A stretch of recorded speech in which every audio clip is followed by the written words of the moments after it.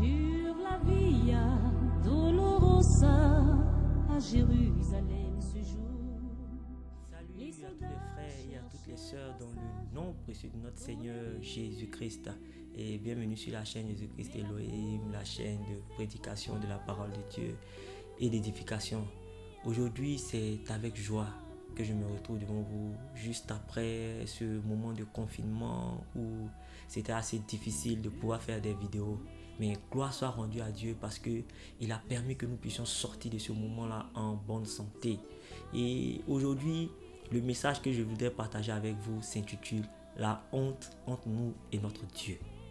Alléluia. Et pour commencer ce message, nous allons aller dans Genèse chapitre 19, le verset 14. Genèse 19, verset 14. Lot sortit et parla à ses gendres qui avaient pris ses filles. Levez-vous, dit-il, sortez de ce lieu, car l'Éternel va détruire la ville. Mais aux yeux de ses gendres, il parut plaisanter. Alléluia. Voici un homme qui a reçu une révélation de Dieu par rapport au déluge de feu qui devait s'abattre sur la ville où il habitait, c'est-à-dire Sodome. Et il a eu la grâce de Dieu d'aller prévenir ses proches, c'est-à-dire ses beaux, ses filles, neveux, nièces, pour qu'ils quittent cette ville qui va être détruite dans les heures qui suivent. Et aux yeux de ses proches, il parut comme un plaisantin. Alléluia. Est-ce que vous pouvez imaginer le désarroi dans lequel Lot s'est trouvé lorsqu'il devait quitter ses proches? Est-ce que vous pouvez imaginer la tristesse dans laquelle Lot était lorsqu'il devait quitter ses proches? Parce que voir ses enfants rester dans une ville qui va être détruite, ah là là, ce n'est pas du tout facile. Et quand je lis ce verset-là, à chaque fois que je lis ce verset-là, cela me fait penser toujours aux évangélistes. Voici des personnes qui ont reçu une révélation de la part de Dieu sur ce qui devait arriver ou sur ce qui doit arriver par rapport au jugement qui va s'abattre sur cette terre, par rapport à l'apocalypse, par rapport au déluge de feu qui va s'abattre sur cette terre, et qui ont reçu ce mandat-là d'aller annoncer la parole de Dieu à leurs frères, à leurs amis, à leur entourage, même à des personnes qui ne connaissent pas. Et en retour, ils sont confrontés à des moqueries ou à une indifférence totale. C'est vraiment difficile. Et laissez-moi vous raconter un petit témoignage. J'étais sur un champ de mission avec mon frère Toby Arsène et on a rencontré une femme à qui nous avons présenté l'évangile. Et pendant qu'on parlait avec elle, je sentais qu'elle était un peu distraite, qu'elle n'était pas présente en fait. Et au final, nous avons proposé à cette dame de prier pour elle. Elle a accepté. Et dès que nous avons baissé les yeux, paf, elle est partie. Lorsque j'ai réouvert mes yeux, sincèrement, j'ai eu un pincement au cœur. Parce que voici des personnes pour qui nous avons des sentiments d'amour, pour qui nous ressentons de l'affection, à qui nous avons été donnés d'annoncer la bonne parole, afin qu'ils soient épargnés du jugement, afin qu'ils soient épargnés de ce jugement que Dieu va exercer sur cette terre. Et en retour, nous ne recevrons que de l'indifférence. Mais moi, la question suite à cela que je me pose ou que je vais te poser, c'est: est-ce pour autant que nous n'allons pas parler du Seigneur? Est-ce pour autant que nous n'allons pas parler de Jésus-Christ? Moi, je vous réponds non. Parce que avant que je ne reçoive l'évangile, plusieurs apôtres dans les siècles passés ont bravé la nature, ont bravé des royaumes, ont bravé des populations, ont bravé même les connus, parce qu'ils se levaient pour aller dans des zones qu'ils ne connaissaient pas, juste pour que l'évangile parvienne à ce siècle, juste pour que l'évangile parvienne à toi. Alors lorsque cet évangile parvient à toi, tu ne dois pas l'arrêter, tu dois vraiment le propager. Alléluia. Et pour appuyer mes propos, je vais prendre en Marc 8 le verset 38.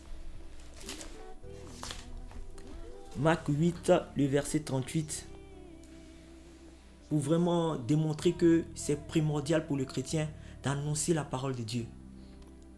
Car quiconque aura honte de moi et de mes paroles au milieu de cette génération adultère et pécheresse, le Fils de l'homme aura honte de lui quand il viendra dans la gloire de son Père avec les saints anges. Alléluia. Lorsque l'apôtre Paul nous dit dans 1 Corinthiens 9, le verset 16, « Malheur à moi si je n'annonçais pas l'évangile. » Tu vas te dire quoi? Que c'est l'apôtre Paul. Que voilà, moi au début je me disais que l'apôtre Paul a reçu un mandat directement de la part du Seigneur Jésus-Christ, a été appelé directement par le Seigneur Jésus-Christ. Donc voilà, il se devait d'annoncer la parole de Dieu. C'est ce que je me disais. Et même à l'église, quand les frères de l'évangélisation disaient, ou ils étaient à la chaire où ils disaient, non, tout le monde doit descendre dans les rues pour évangéliser, tout le monde doit partir, voilà, évangéliser. Moi je disais, mais les frères, vous êtes dans un ministère, moi je suis dans le mien. Chacun doit travailler à ce que son ministère avance. Pourquoi voulez-vous que moi je sorte de mon ministère pour aller vous soutenir? C'est ce que je me disais. Et je me disais ça tout le temps. Jusqu'à ce que le Seigneur ouvre mes yeux par rapport à ça et que je me rende compte que l'évangélisation, c'est une affaire de tous. C'est une affaire de tous. Parce que le Seigneur a dit, quiconque aura honte de moi et de mes paroles. Quiconque aura honte de moi et de mes paroles, j'aurai aussi honte de lui lorsque je viendrai dans la gloire de mon Père avec les saints anges. Ça vous dit que la honte là, le Seigneur savait que la honte était un véritable ou serait un véritable frein pour l'avancée de l'évangile, pour l'avancement de l'évangile. Le Seigneur savait cela. Il savait que le chrétien allait être confronté à la honte lorsqu'il allait devoir parler de lui. Quand il allait se retrouver soit dans les marchés, soit dans son quartier, soit dans les rues, le chrétien allait être bloqué par la honte. Voilà pourquoi le Seigneur a dit cette parole.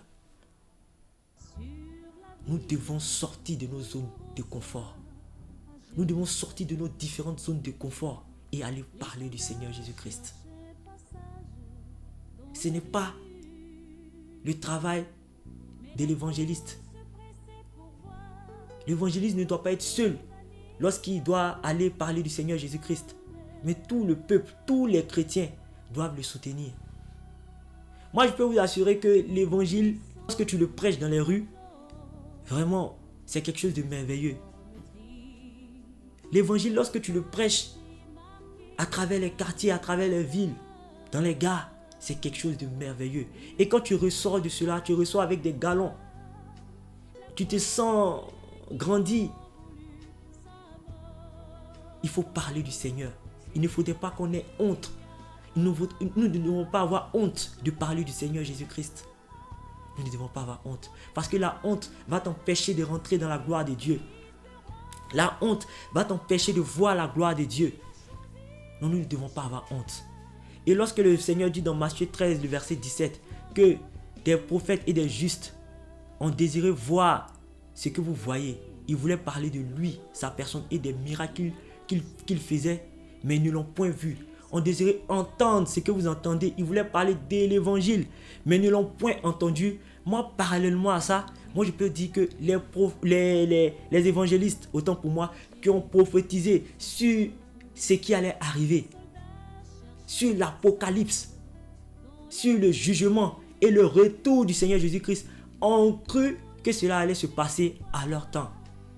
Mais cela ne s'est pas passé de leur vivant. Nous devons rendre gloire à Dieu de ce que nous voyons les prémices de tout ce qui avait été annoncé dans l'Apocalypse. Nous devons rendre gloire à Dieu de voir que tout ce qui avait été dit, tout ce que l'apôtre Jean a prophétisé dans l'Apocalypse s'accomplit de nos yeux, de notre vivant. Et comme Lot, nous devons courir dans les rues pour annoncer la parole de Dieu. Nous ne devons pas avoir honte. Il ne faudrait pas que la honte soit un véritable barrage entre nous et l'avancée de l'évangile. Alors je vous invite tous à vraiment descendre dans les rues pour aller parler du Seigneur Jésus-Christ. C'est vraiment important. C'était le frère Niali Joël.